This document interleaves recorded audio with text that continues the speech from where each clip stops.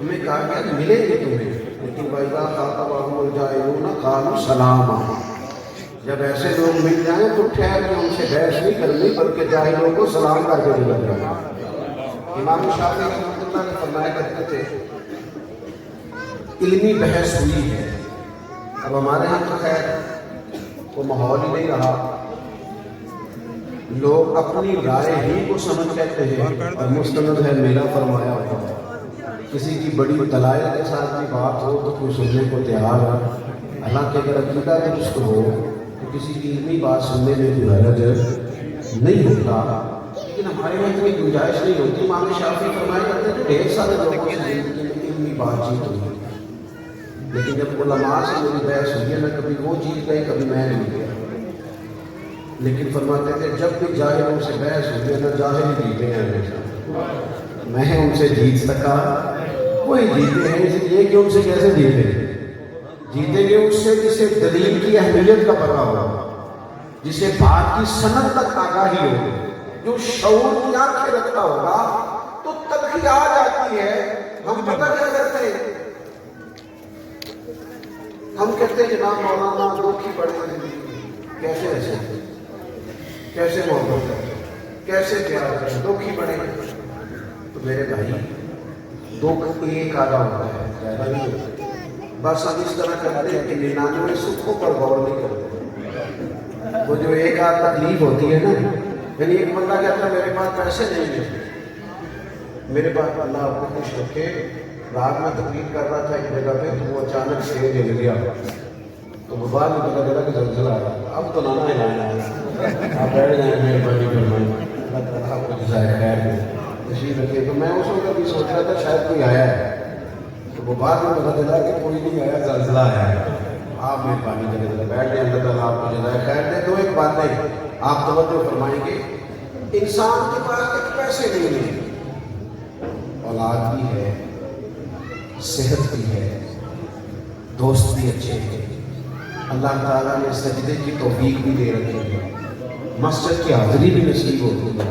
لیکن ایک اس کا کاروبار نہیں چلتا تو وہ کسی سکھ کو بھی انجوائے نہیں کرتا، وہ کسی احسان کو بھی قبول نہیں کرتا، اس نے تعریف کر لی، بھائی ایک چیز ہے اس کو چھوڑ دیں تھوڑی دیر کے لیے۔ آپ دیکھیں نبی اکرم صلی اللہ تعالیٰ علیہ وآلہ وسلم نے نا جو حیات مبارکہ گزاری ہے، 13 سال میں مکہ مکرمہ کے ہیں تو سکون نہیں لینے دیا قریش، حالت جنگ کی کرتے، روز ایک لڑائی، روز ایک بحث، روز ایک مقابلہ، روز ایک کبھی آ رہے کبھی جو وہاں سے ہجرت کر کے نبی پاک صلی اللہ علیہ وسلم تشریف لے آئے مدینہ طیبہ۔ یہاں کیا منظر ہے؟ یہاں منظر یہ ہے کہ کبھی بدر میں تلواریں، کبھی احد میں 70 صحابہ شہید ہو رہے ہیں، کبھی خندق میں پیٹ پر پتھر باندھ کے لوگ خندق کھود رہے ہیں، کبھی کوئی مسئلہ، کہیں کافروں کی شرارتیں اور کہیں منافقین کی سازشیں، سارا کچھ ساتھ چلتا رہا۔ اور حضرت حارث بن عبداللہ رضی اللہ تعالیٰ عنہ فرماتے ہیں ہم نے اتنا مسکراتے ہوئے کسی کو نہیں دیکھا جتنا مدینے والے محبوب مسکراتے ہیں، لیکن وہ ہمارا مزاج ہے، ہم خوشی نہیں ہوتے، بلکہ میں تو عرض کروں گا ہم رہتے ہی ناراض لوگوں کے درمیان، ہر کوئی کسی نہ کسی سے ناراض ہے۔ زندہ باد زندہ باد زندہ باد زندہ باد میری بات ہم رہتے ہیں ذرا ناخوش لوگوں کے درمیان، کوئی نہ کوئی بندہ کسی نہ کسی سے ناراض ہی ہے، تو ناراض لوگوں میں رہ کے نا ہم بھی ذرا ناراض ہی رہنے لگ جاتے ہیں، طبیعت ہی ناراض ہے۔ کچھ لوگ ایسے ہیں جن سے آپ گفتگو کریں لوگوں کو غلط کریں، یوں نہ کریں، اپنی زندگی محبت والا، لہجہ محبت والا، تو کھوتے ہیں زندگی میں، لیکن ہر چیز اٹھا کے گھر کو نہیں نہ لے جانا، ہر دو کو گھر والے انتظار کر رہے ہیں۔ میاں بیوی کا لباس ہے، بیوی میاں کا لباس ہے، اللہ نے یہ لباس بنایا، جو اس نے بات اپنے شوہر سے کرنی ہے کسی اور سے کر نہیں سکتی، لیکن شوہر کا لہجہ محبت ہوتا ہے، وہ باہر سے آیا ہے تو باہر کے سارے غصے، تلخیاں، ٹینشن اٹھا کے گھر لے آیا ہے، بیوی اس سے بات کرنا چاہتی ہے لیکن اسے تو آپ ہی ڈانٹ دے کہنے لگا چپ کر میں پہلے بڑا تھکا ہوا ہوں۔ تو بھائی آپ اس کا لباس ہے اس لیے تو آپ سے بات کریں، آپ اسے ڈسکس کریں گے کس سے کریں؟ لہجہ پیار والا نہیں، بات کو چھوڑ دینے کا درگزر کرنے کا مزاج نہیں ہے، محبت کا وہ خاص انداز نہیں، تو ہمارے اپنے بھی پریشان رہتے ہیں۔ پاپا اوپر کھڑے کس قدر زیادہ کم نصیب ہے وہ باپ جو باپ ہے پر گھر جاتا ہے تو بچے دعائیں کرتے ہیں کہ جلدی چلا جائے تو اچھا جائے گھر سے نہیں، اپنی اولاد میں جس کو دوست نہ بنا سکے اس سے گفتگو نہ کر سکے کیا شخص ہوتا؟ آپ دیکھیے نا میرے محبوب نے ہمیں کیا سکھایا ہے، سیدہ طیبہ طاہرہ حضرت عائشہ صدیقہ رضی اللہ تعالیٰ عنہ فرماتی ہے کہ نبی پاک علیہ السلام نے مجھ سے فرمایا عائشہ ایک بات کروں تم سے؟ یا رسول اللہ فرماتی، حضور فرمانے لگے کہ اب تم مجھ سے خوش ہوتی ہو پھر بھی مجھے پتہ چل جاتا ہے، جب تمہارے دل میں کوئی بات ہوتی ہے پھر بھی مجھے پتہ چل جاتا ہے۔ تو میں نے عرض کی حضور مجھے میری ماں روئے میں ہے اور آپ سے ناراض؟ تو حضور مسکرائے فرمایا بتاؤں پھر؟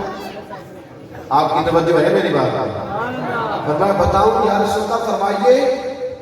حضور فرمانے لگے کبھی کبھی قسم اٹھاتی ہو؟ حضور اٹھاتی ہوں۔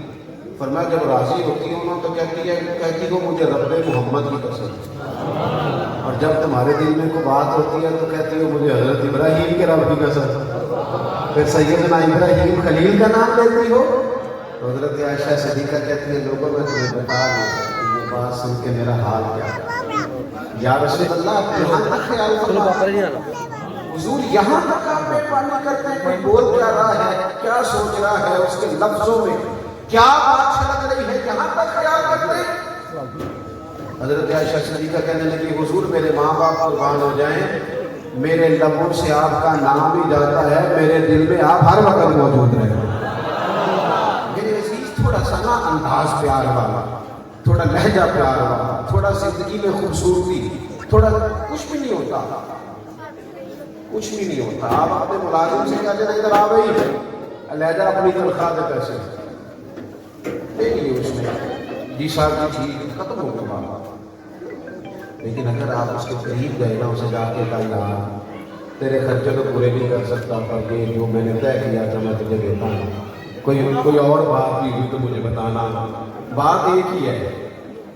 لیکن آپ کے لہجے کی خوبصورتی اس قدر زیادہ اسے طاقتور کر دے کہ وہ گھر جائے گا پر ہنستا کھیلتا ہوا جائے گا، محبت کے ساتھ ہے۔ آپ کا انداز ہے جو کسی کو پیار بانٹنا، تیزی سے اپنے آپ کو تلق کیا